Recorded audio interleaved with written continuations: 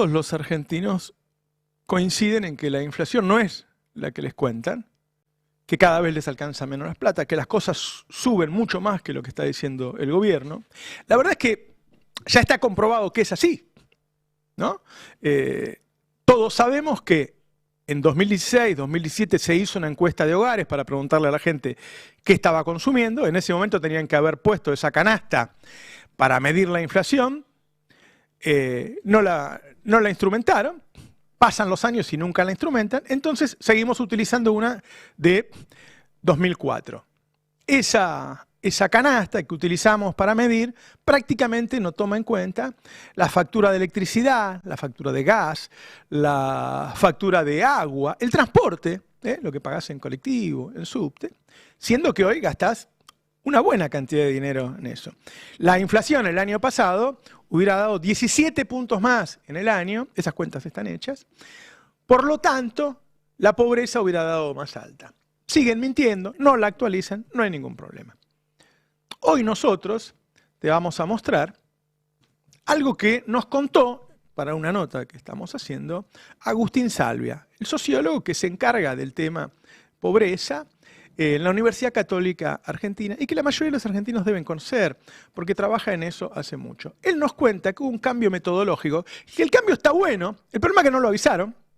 Y el problema es que no se cambia para atrás. Vos podés cambiar. El INDEC ha cambiado hasta la forma en que cambia el PBI, pero tenés que cambiar para atrás, porque si no, no podés comparar. Tenés un sistema ahora y un sistema distinto antes. De hecho, Salvia dice claramente que con este sistema la pobreza da menos. Pero no nos avisaron, dice Salvia. No se hizo público. Es decir, una de las razones por las que la pobreza da menos, una es que la canasta que se mide la inflación está mal, y otra es que hicieron un cambio a propósito, y está claro por la forma en que lo hicieron y que no avisaron, y que no empalmaron para atrás para poder compararlo. El cambio tiene que ver con la situación actual. Es decir, ahora se capta mejor lo que ganan los trabajadores informales. Claro, el 40% son informales. Se capta de manera distinta, se toma más en cuenta, se pondera más. Lo mismo en la asignación universal por hijo, que Milei la subió, porque si no esto era una gran villamiseria. Entonces, nos están mintiendo con la pobreza en la cara, no avisaron, hasta que alguien con el prestigio de Agustín Salvia viene y lo dice. Yo les voy a poner 3 audios de Agustín Salvia. El primero era muy largo y lo contamos por la mitad, y después 2 más, en donde él va contando que hubo un cambio, que este cambio es correcto, está bien. El problema es que no avisaron y que entonces no se puede comparar con el anterior. Es decir, si la pobreza hoy es 32, entonces en la época de Alberto era 25, ¿se entiende? No puedes cambiar uno y no cambiar el otro. Vamos a empezar a escuchar a Agustín Salvia, ponelo. El segundo factor es que en realidad ese índice de pobreza tiene algunos componentes, no mentirosos, sino incluso mejor medidos que antes, que hace que vos estás registrando ahora mejor los ingresos que lo que estaba registrado desde el 2023 para atrás. En el modelo del INDEC actual de pobreza, del 2016 al 2023, tuviste una captación de ingresos que fue irregular, pero que tenía sus problemas, y en el año 2024 introdujiste cambios en la metodología del INDEC para medirlos. La asignación universal por hijo, la tarjeta alimentar, las pensiones no contributivas, los programas sociales, que hace que tuviste una mayor captación de ingresos que las que tuviste, incluso trabajo informal, empleo no registrado, tuviste mejoras en el instrumento de medición, que poco se habla de eso, que hace que seguramente tuvo un impacto en la captación del ingreso. Lo que sí tenés objetivamente es que hay mejor captación de ingresos que antes. No solo se observa en la EPH, se observa en otros, con otras fuentes. Entonces, mejor captación de ingresos en la EPH con respecto a otras fuentes te da que vos tenés más baja tasa de pobreza, no producto de que la realidad, de que la gente tenga más capacidad de consumo, sino que estás midiendo mejor. Ambas cosas están ocurriendo. Las 3 cosas están ocurriendo. Tenés más capacidad de consumo de alimentos, tenés menos capacidad de consumo en otros bienes y servicios, producto del cambio en la estructura de precios, y tenés una mejora estadística en el índice de pobreza, producto de mejoras en la metodología. lo que dice Salvia. A la gente le alcanza para pagar los servicios, el alquiler y comer. Y después no le queda nada para el resto. Ahora, esta forma de medir, cuando vos decís capta mejor, ¿qué quiere decir? Bueno, pondera mejor, le da más bola en la medición al trabajo informal, no registrado, y a la asignación universal por hijo. Justo lo que mi ley tiene más. Ahora, cuando vos ponderás más una cosa, es en detrimento de la otra. ¿En detrimento de qué? De los asalariados. A eso se le da menos peso. Entonces, no solo que cambia el método, sino que no lo avisó. Entonces no se puede comparar con el anterior. Vamos a escuchar el otro audio de Salvia. Vamos a estar sacando en un par de semanas un informe al respecto. La mejora es una mejora metodológica en el instrumento de medición que mide trabajo en negro, trabajo no registrado, así como también mide mucho mejor todos los ingresos por programas sociales. Pero eso se aplicó durante el año 2024, por lo cual los datos del 2024 están de alguna manera mejor medidos, lo cual tiende a, es decir, comparativamente, ingreso contra ingreso, la mejora es importante para la AUH, pero no tan importante como marca la AUH, porque lo ves por registros del CIPA, del índice de salarios, del índice de jubilación, vas a ver que las mejoras no son tan relevantes, pero sin embargo con respecto a la AUH hay una mejora importante porque bueno, se miden mejor esas fuentes de ingresos. Ahí aclara en detalle qué cosas cambiaron. Él dice mejora, más allá de que es un hombre muy amable siempre en su forma de opinar públicamente, porque él cree que siempre debería haber sido así. El problema es que no lo cambiaron para atrás. Y acá es lo que dice ahora. No avisaron. Entonces, si vos no avisás, vos podés cambiar la metodología 10 veces. Tenés que avisarle al público y cambiar para atrás para que sea comparable. Hay países, Chile, Brasil, que miden distinto a la pobreza. Uno no dice que está bien o mal. Ahora, el tema es que vos lo medís siempre. Si vos querés decir, yo bajé la pobreza 10 puntos, bueno, tenés que usar la misma medida para la anterior. Ellos lo cambiaron y no avisaron. Entonces, aparece una baja por este concepto de 4 o 5 puntos de pobreza, que se suma a la baja de 4 o 5 puntos porque la canasta está mal medida, y ahí aparecen los 10 puntos que Milei dice que tiene de baja de pobreza. Vamos a escuchar cuando él dice, bueno, no nos avisaron. El tema es que, si bien el INDEC informó que cambió el cuestionario, lo hizo en mayo del 2024, no informó, subió un nuevo cuestionario y nunca lo informó.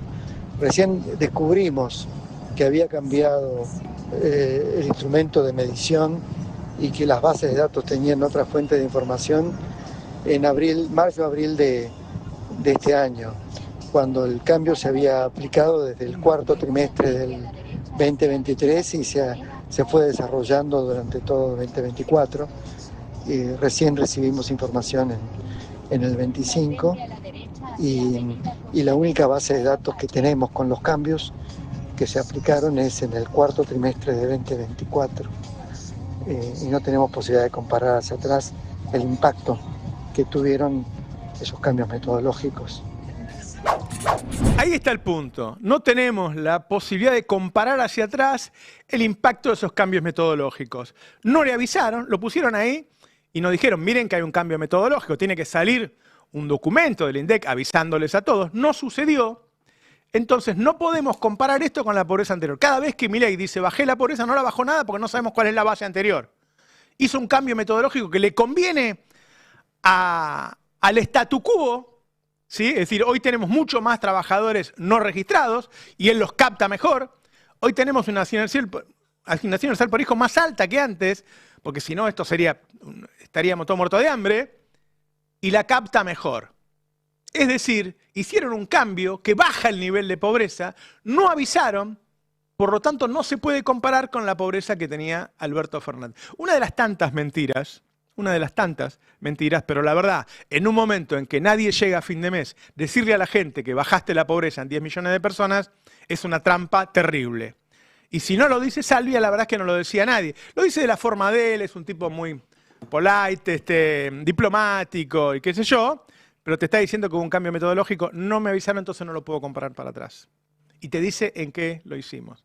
En un momento en que el gobierno claramente tiene un problema económico, el día de ayer uno siempre dice fue el peor. Y la verdad que sí, porque todos los días se empeora, porque hace una semana dijimos pagaron una tasa de interés del 45%, es una locura, el Estado no puede tirar tanta plata en intereses, le va a subir el déficit fiscal, le va a subir el déficit cuasi fiscal, va a enfriar la economía, porque cuando vos subís la tasa de interés, es más negocio hacer negocio con los intereses que tener una fábrica.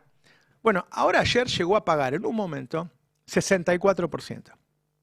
Y en promedio 60%. Tasa de interés del 60% que paga el gobierno. Eso enfría la economía totalmente, la frena la economía.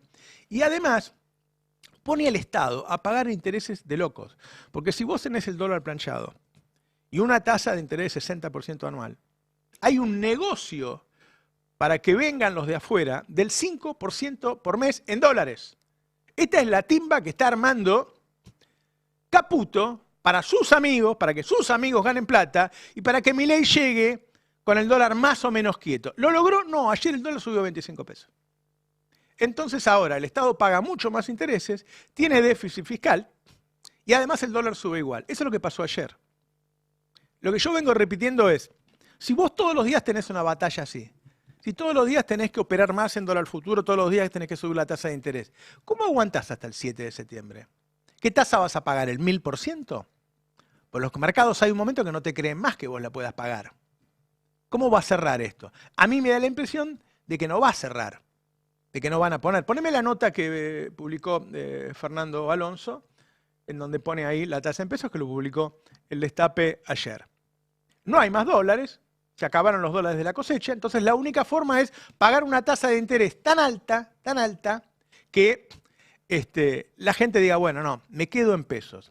Ayer, ustedes saben que Majul hace de vocero de Milei, es una especie de chirolita que dice lo que Milei dice que diga. Ayer en el editado 9.2, Majul dijo que en realidad todo esto es el riesgo del kirchnerismo. A ver, ponelo. Ahora lo vamos a seguir, porque por un lado es muy técnico y por otro lado es muy interesante. Y además las tasas están subiendo. Si vos me preguntas a mí, nunca lo van a decir públicamente en el gobierno. Prefiere que suban las tasas y que el dólar no se vaya al diablo y que no impacte en la inflación y que no impacte en la política. El gobierno, el presidente habla de un riesgo que él le puso, riesgo con K, riesgo Cuca. Todo lo que hay ahora de acá a octubre le llama riesgo Cuca. ¿Vamos? Bueno, eso es mentira, se lo preguntás a cualquiera del mercado y te dice, no hay encuestas hoy que digan que el gobierno va a perder. No hay ningún riesgo en los precios de hoy. Si aparece una encuesta que dice que Milei va a perder, esto va a ser mucho peor. Y es un dato muy interesante, porque más allá de que Majul dice lo que le digan que diga, no tiene ningún problema y miente, está llamando la atención de cualquiera que dice, esto no es cierto, las encuestas no están diciendo que el gobierno va a perder por ahora, y a pesar de eso, tienen este desastre económico. ¿Qué va a pasar cuando aparezcan las encuestas que dicen que Milei pierde? Y eso lo que está haciendo es caer en el nivel de actividad. Es decir, caímos un montón el año pasado. Si vos tenés una caída en los sectores más grandes, recordemos que hay sectores como la construcción que cayeron 20% el año pasado, la industria cayó 12%, vos decís, bueno, va a rebotar y va a recuperar lo mismo. Eso no está pasando. La economía todos los meses es un poquito más chica. Ayer publicamos en el editado 4 la noticia del Destape. La economía volvió a caer en mayo, pese al aumento del sector financiero. Ese dato del sector financiero es muy interesante, porque a vos te dicen, la economía crece al 5, cuando vos, la economía, el dato es un promedio de todos los sectores. Si vos tenés que crece la actividad financiera, así que los bancos ganan más guita, que crece la de hidrocarburos, las petroleras ganan más guita, las mineras, y todo lo demás cae, ese promedio es... En el promedio se ahogan los enanos, ¿viste? O sea, ese promedio es como la isla donde hay dos tipos, dos náufragos, uno come 2 pollos, el otro ninguno, y dice, no, comieron un pollo per cápita. No, uno se murió de hambre. ¿Viste? Bueno, esto es lo mismo. Hay un gráfico de CEPA, el 07, donde dice ganadores y perdedores, y cuando vos ves ahí, los sectores que generan empleo, lo que hacen es caer todo el tiempo. Son los que están en rojo, la construcción, la industria, el comercio, siguen cayendo todos los meses. Siguen cayendo con respecto al año pasado, siguen cayendo con respecto al mes pasado. El número te engaña cuando ves el total, porque se suma el sector financiero, es decir, los negocios de los bancos, y los commodities, el resto de los commodities. cosa que vos no la ves ni pasar. Entonces a vos te cuentan cómo creció, vos decís, la puta madre, pero yo no la veo. Y encima, el plan sigue siendo la explotación. Hay un tuit de Fabián Wolba, nuestro querido Fabián, que nos cuenta ayer, que dice, el gobierno no homologa la paritaria metalúrgica, cuyo acuerdo con las empresas lleva 60 días esperando que lo homologue el gobierno, y estableció una escala del 3%, 2 y 1,5. Es decir, el gobierno no acepta que vos des aumentos del 1,5%. Hay una decisión de decir, bueno, hay sectores que están llenando de guita, eso hace que el promedio engañe a todos, pero además a ese sector no dejo que le pague bien a los trabajadores, que se la lleve todo el trompa. Lo que tenés después es una población, y por eso hay que pensar cómo va a dar esta elección, porque hasta ahora todas las elecciones le fue mal al gobierno. Ayer paraban a una mujer que decía que votó a Milei porque se lo dijo el hijo. Y que está muy mal. Es el editado 38. Mira, ponelo. De septiembre, ¿vas a ir a votar? ¿Tenés alguna inclinación por Axel Kicillof, por Milei? Voy a ir a votar, sí, pero no sé todavía por quién. Ay, yo pensé que era Cuca. Milei no. Lo voté a Milei, pero no me convenció. ¿Qué no le convence de Milei ahora? Y que está todo, no llego a fin de mes. ¡Amo! Antes, por lo menos, mal que mal llegaba. No sé en la situación del país cómo estará, pero la verdad que no me gusta. ¿Te arrepentís? Nunca había votado por nadie. Ah, ¿fue la primera vez que fuiste a votar? No, fui a votar, pero no había votado nunca por nadie. O lo impugnaba o hacía otra cosa porque no estaba convencida con ningún partido político. ¿Qué te convenció de Milei que vos dijiste, voy a ir a votar a esta persona? Porque mi hijo sabe mucho de política y me dijo, votar lo que vamos a estar mejor y qué sé yo. Y bueno, Parece que no sabe. para él sigue siendo la opción, pero para mí no. ¿Su hijo lo sigue eligiendo a Milei? Sí, todavía no vota, pero sí sabe mucho de política. Y bueno. No sé si sabe. Pero le pifió en algunas cosas Milei. Para mí sí. Bueno, la mujer votó por alguien que le dijo el hijo que todavía no tiene edad de votar, con lo cual, qué sé yo, de tener como máximo 15 años, y está arrepentida. Yo conozco un montón de personas así. Eso no quiere decir que vayan a votar al peronismo, eso después lo veremos. Pero de gente que se vio desilusionada hay un montón. Y el tema ahora es, si esta batalla cultural, si todo este ruido que meten, les sirve para algo. Por lo pronto se le retiraron los trolls, que están enojados porque no le dieron lugar en las listas. Ayer dieron otra vuelta de tuerca con el tema del ataque a Julia Mengolini. Hay un ataque sobre una periodista en particular, casi a diario, y la denunciaron porque según ellos se puso en la puerta del Hospital Garrahan y no dejaba pasar a los pacientes. Todo mentira, un invento que no se puede sostener ni 5 minutos. Y avanzaron sobre ello otra vez. A ver, ponelo.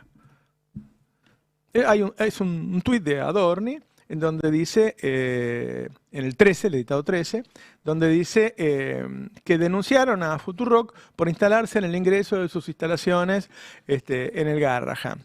Este tuit después es comentado por José Luis Esper. Pongan el 13 primero, así ponemos el tuit, el editado 13. Después es comentado por Esper, ahí está, el tuit de Adorni, el Hospital Garrahan ha denunciado a Futurock. El hospital, el funcionario que está a cargo del hospital es un funcionario de Milei, obviamente. Es el que hizo, y además tiene la caradurez de decir nada ni nadie puede anteponer el cuidado de los pacientes cuando ellos lo están vaciando al Hospital Garrahan, ¿no? Después aparece Esper diciendo perfecto, ¿sí? Y después Milei, es decir, para que quede claro que Julia Mengolini es atacada por el presidente de la Nación, después Milei lo retuitea esto. Esto es lo preocupante de este gobierno, ¿no? ¿Cómo reacciona cuando le va mal? Bueno, reacciona prepoteando, pasándote por arriba. Muchas veces ha dicho Nico Lantos acá, bueno, cuando perdió Trump, intentó hacer un golpe para no irse. Cuando perdió Bolsonaro, lo mismo. ¿Qué va a hacer Milei? ¿Qué es tan parecido? Hay que prestar atención a eso. Ahora, por lo pronto se peleó con los pibes que hacen esas cosas. Ayer había un tuit en el 15 de Traductor Te Amo, que es una de las cuentas de los muchachos que laburan con Caputo, y donde dice... Bueno, lo insulta a Pareja. Pareja es el armador, el que armó las listas, y le dice, buenos días, Pareja, vos sos un pelotudo y un hijo de puta, te vas a... Bueno, le dice todo. Esta este es el ambiente que hay en un gobierno que está teniendo problemas, que le va mal. Ayer había en uno de los programas de donde están los pibes estos, en Carajo, se hacía como que informaban, pero que estaban muertos. A ver, ponelo en el 16. Para quien no sepa, dar un poco de contexto, Sebastián Pareja es un... bueno, esa música, si no me equivoco, es la de Love Story, ¿no? De Buenos Aires, de La Libertad Avanza, cercano a los Menem y a Karina Se muere Milei, la chica en Love Story. y es la persona que se encargó básicamente de con Karina no es que les Milei, quiera o joder. bajo el mandato de Karina Milei. Este es un problema. A ver, uno no sabe bien si los problemas políticos son anteriores a los económicos o los económicos son anteriores a los políticos. El tema es que claramente él tiene por un lado a la hermana, que la quiere porque es la hermana, y otro lado Caputo, que es el tipo que lo hizo presidente. Y está tratando de que no se le pudre el rancho. Entonces ayer, Majul, claro, quieren arreglarlo con palabras, al flaco que de boludo no tiene nada, ¿no? Entonces Majul le está diciendo que no, que en realidad sigue siendo importante en el editado 20 y que se quede tranquilo. Se quede tranquilo, pero no puso ni un candidato el tipo, ponelo a ver. Bueno, nosotros dimos la información ayer y ahora tenemos, me gustaría compartirlo con ustedes, cuál es la función de cada uno de estos vértices en el triángulo de hierro. Porque entiendo que contradice la lectura que se está repitiendo y mucho sobre la interna que dicen que existe entre Karina Milei y Santiago Caputo. Esto lo configuran y lo es reproducen. jodido hacer periodismo como fuentes... Majul, yo me solidarizo con él, porque él tiene que decir lo que le dijeron y al mismo tiempo no quedar mal con Karina. Entonces nos pone una Karina gigante y los otros dos chiquitos. Es muy difícil quedar bien, hacer como yo quedo mal con todos al mismo tiempo, Majul, que es más fácil. No puede quedar bien con todos. De la otra parte, del Río Bravo, como dice Murano, estuvo Axel Kicillof ayer, después del cierre de listas, con una cara visiblemente cansado, pero que claramente muestra que va a ser el protagonista, que se va a poner la campaña al hombro, que carga con toda la responsabilidad de hacerlo. Es una jugada fuerte la de Kicillof, y quisiera escucharlo desde el 23 en alguna de sus reflexiones. A ver. Nosotros terminamos en la unidad y uno ve el radicalismo, partido, el pro partido, porque ellos dicen que van con la Libertad Avanza. No van con la Libertad Avanza, una parte afuera, otra parte adentro. Algunos intendentes están con Somos. La propia Libertad Avanza partida. Entonces, la verdad que creo que se ha hecho un esfuerzo muy grande que uno le toca agradecer humildemente, porque cada uno tiene su mirada, pero bueno, es eso, y creo que era lo que se necesitaba, lo que nos pedían, y de cara al 7 de septiembre, el 7 de septiembre, unas elecciones a las que el gobierno le está cargando muchísimo, y creo que ante eso hay que dejar diferencias atrás. Me parece que eso es importantísimo, y enfocarnos en una campaña que sea... Bueno, nos dicen, ¿cómo hacemos para luchar contra esto? Ahora hay una boleta que dice Fuerza Patria, que es la única boleta que se opone a Milei y a las políticas de Milei, y que busca estructurar y sumar fuerzas de todos los sectores, de todos los colores, todo lo que enfrenta esta política está acá. Bueno, hay varios mensajes ahí. Uno podría decir primero que el gobierno pensaba que ellos iban a llegar unidos y el peronismo separado. Ellos no llegaron totalmente unidos porque se le fueron varios y el peronismo llegó unido. Segundo, nada, Kicillof poniéndose al frente y llevando un mensaje hacia el resto, él que salió más favorecido en la división de las listas de unidad. Y después se mete... El tema es cómo se va a dar ese contrapunto entre Milei y Kicillof. Milei claramente tiene muchos puntos. Yo me imagino que Milei va a mandar a Majul, a Viale, qué sé yo, a hablar de la inseguridad. Viste que ellos no muestran ningún dato, no muestran que todo mejoró, sino que dicen, hablan, y del otro lado hay un tipo con un cucurucho en la frente que hace así. Vamos a ver cuántos le quedan con el cucurucho en la frente del otro lado. Pero escuchémoslo un poco a Kicillof ya hablando en el 24 sobre Milei. Es una etapa de muchísima gravedad. Yo creo que está en la batería de cuestiones, pero, a ver, terrorismo de Estado, bueno, más blando, pero situaciones muy graves de lo institucional, muy graves con respecto a la democracia, muy graves para la gente en lo económico, ya ustedes lo están describiendo todos los días lo que está ocurriendo en la Argentina, y ante esa gravedad, ante esa excepcionalidad, y bueno, evidentemente dejar atrás las discusiones, las internas, y enfocarnos en una campaña que tiene que ser fuerte, que tiene que ser determinante. Ahora les voy a pedir el 26.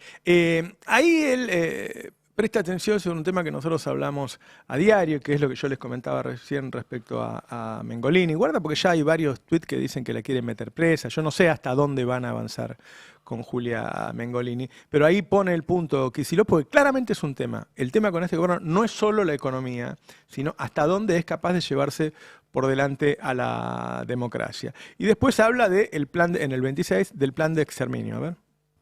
Yo por eso decía, antes dijimos industricidio, ¿te acordás que le dijimos? Sí. Lo llamamos industricidio en la época de Macri. Este es un plan de exterminio del sector productivo argentino, porque es con alevosía. Es con alevosía. Total. Incluso en el gobierno de Macri lo hacían, pero la careteaban. En el gobierno de Milei lo dicen. Van el día de la industria, le dicen a los industriales, ustedes son parásitos del campo. Claro. Después van a la rural y le dicen a los productores rurales, si no es rentable, vivan del carry trade, hagan bicicletas financieras, no se dediquen a producir. Pongan los dólares en la timba. Entonces, bueno, más claro, imposible. Va a hablar ahora dentro de un rato, Kicillof, después vemos si lo ponemos un rato. Me parece que la conclusión de todo esto es que hizo mal los cálculos el gobierno de cómo iba a llegar a octubre. Vos siempre tenés que tener algún timing. Ellos están haciendo un plan platita para los bancos, ¿no? Vos fíjate que los bancos te pagan 2 mangos a vos y el gobierno les paga cada vez más a ellos. Es decir, en vez de hacer un plan platita para vos, a vos te pisa el salario y le da cada día más guita a los bancos para que les banque el precio del dólar. A pesar de eso, el dólar ayer llegó a 1.325, cada vez más cerca, piensen que estaba a 1.090 hace 2 meses, cada vez más cerca de ese techo que es 1.400, y en donde, recordemos que cuando llegó a 1.400 hubo un aumento de Unilever, de Molino, de todas las empresas, del 10% en todos sus productos.